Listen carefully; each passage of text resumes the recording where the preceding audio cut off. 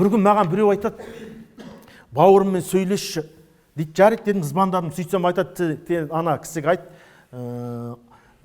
рукаллахи надним руками деген Құранда аят бар, соны айтып берші ана кісіге дейді. Мен айттым, бауырым, ондай аят жоқ Құранда дедім. Рукаллахи надним руками деген аят жоқ. Алланың қолы олардың қолының үстінде деген аят қой, орысшасы солай. Астағфиралла дейді да. Сіз оққан адам дейді, сіз астағфиралла Құранға қарсы шығып тұрсыз, таубаңызды қылыңыз дейді. Мен не дедім? Сіз Құранда ондай аят жоқ. Рукаллахи надним руками деген аят жоқ. Өйткені Құран орысша түспеген ғой. Мен біліп тұрмын ғой, не айтқым келіп тұрған. Құранда бауырым ондай аят жоқ, орысша, қазақша. Құранда ядуллахи фауқа айдихим деген аят бар. Оны олай переводта болғанда. Перевод Құран боламайды. Мысалы, қазір Құран болса, мен дәрет болмаса ұстай алмаймын. Ал егер Құранның переводы болса, ішінде арабшасы жоқ. Оны ұстай бересіз дәрет. Мысалы, қазір мына жерге келіп мен айтсам, Аллаға жамағат үйіңіздер, Аллаху акбар деп Фатиханы қазақша оқысам, бүкіл мақтау әлемдердің Раббысы Алла тағала тән мейірімді рақымды болған қиямет күнінің патшасы, одан ғана жәрдем сұраймыз, оған ғана құлшылық етеміз. Алла бізді тура жолға сал, адасқан яһудилердің, насранның жорына сала көрме. Әмин. Енді әмин деген сөздің қазір қабілет деп айтамыз да. Аллаху акбар. Намаз бола ма?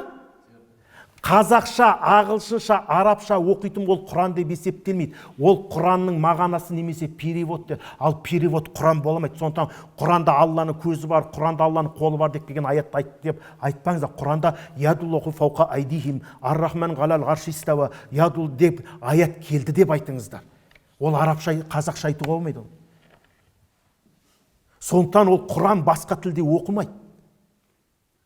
Мысалы, Ықылас сүресін мейірімді рақымды Алланың атымен бізден, Мұхаммед айт, ол Алла жалғыз, Алла мұңсыз, тумады, туылмады, оған еш нәрсе тең емес. Құран ба бұл?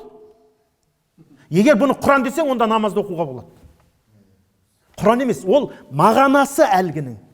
А ол мағананы айтуға болмайды Құранда келген. Мысалы, хадисте келген дейді. Сен арабша білесің, жоқ, неге хадис? Хадистің переводы деп айтты. Ал переводты кім жасады? Ол әңгіме басқа. Құран дейді, ол Құранның смыслы, Құранның мағанасы. Сондықтан сен қазақша, орысша айтып, Құранда келген деп айтпа.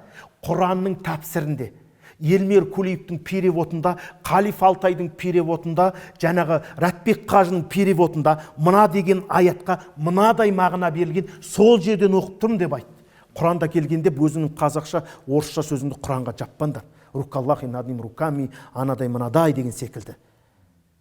Өйткені сөзді бұрмалап айтты. Сондықтан Алла Тағала Құранда не деді? Құл хуаллаху ахад. Енді бұл сөздің мағанасына келетін болсақ, мағанасы басқа. Ол мағанасын мен айтайын деп атым сіздерге. Ибн Касир айтты, имам Табари айтты, имам Насафи айтты, имам Абу Ханифа Тахауи айтты деп барып айтамыз да. А олардың сөзін Құран деуге болмайды. Осы нәрседен не істеу керек? Құрметті бауырлар, ихтиятты керек. Сондықтан тұрақты түрде ақиданы жақсылап үйреніп ал, үйренбесеңдер адасып кетесіңдер, Алла сақтасын. سبحانك اللهم وبحمدك ونشهد ان لا اله الا انت ونستغفرك ونتوب اليك اللهم انا نسالك علما نافعا ورزقا واسعا وعملا متقبلا ربنا آمنا فاغفر لنا ذنوبنا وكفر عنا سيئاتنا وتوفنا مع الابرار يا عزيز يا غفار يا Аллахым жамағатымызға ауызбірлік ынтымақ бер пендешілікпен жіберген қателіктерімізді өзің кешір я Аллахым я Раббым ата сыртын жаудан ішін даудан сақта халқымыздың бүкіл әлемдегі мұсылмандарға ауызбірлік ынтымақ бер. Алла разы болсын.